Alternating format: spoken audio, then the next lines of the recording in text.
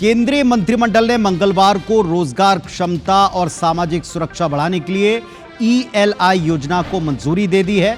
और रोजगार से जुड़ा इस प्रोत्साहन योजना में ऐसे बहुत से पॉइंट हैं जो आपको समझना जरूरी है। मैन्युफैक्चरिंग पर इस योजना में सबसे बड़ा फोकस दिखाई पड़ता है। इस योजना के तहत ऐसी बहुत सी बातें हैं जिनकी डिटेल्स आपको आगे काम आएंगी। तो आपको बताते हैं इस योजना के हाइलाइट्स क्या हैं और ये कैसे क्रांतिकारी रह सकती है। पहली बार रोजगार करने वाले कर्मचारियों को 1 महीने का वेतन 15,000 रुपए तक मिलेगा।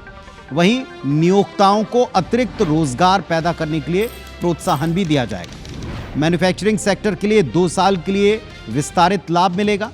ELI योजना का लक्ष्य है कि 2 साल के अंदर देश में 3.5 करोड़ से अधिक रोजगार सृजन का प्रोत्साहन दिया जाए। योजना का लाभ 1 अगस्त 2025 से 31 जुलाई 2027 के बीच में जो भी रोजगार आप सृजित करते हैं उसके ऊपर लागू होगा।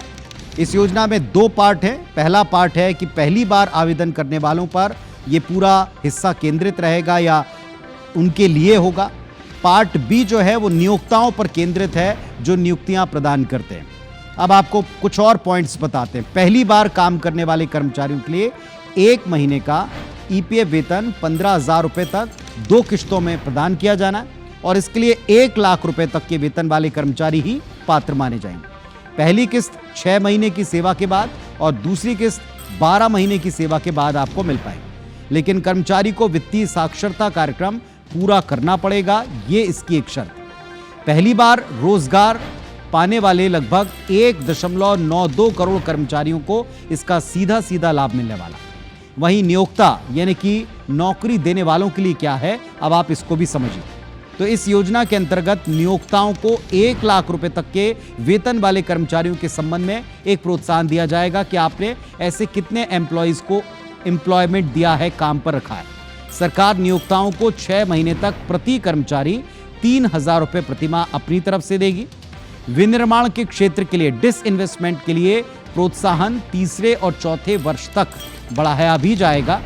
कुल मिलाकर इस योजना का प्राइमरी फोकस है कि कैसे आप दूसरों को रोजगार देने वाला कोई एक कदम उठा सकें और ऐसे कितने ज्यादा से ज्यादा कर्मचारियों को आप अपने यहाँ रोजगार दे सकते हैं। तो इसको लेकर ये नई योजना है केंद्र की, एक अभिनव प्रयोग है।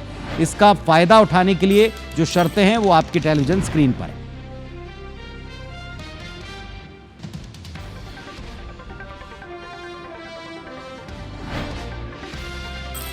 तो देश की सरकार का यह दावा है कि ऐसा करने से भारतीय युवाओं की ताकत का सही इस्तेमाल होगा और देश की इंडस्ट्री को एक नई ऊर्जा, एक नई ताकत मिलेगी, एक यूथ फोर्स मिलेगी।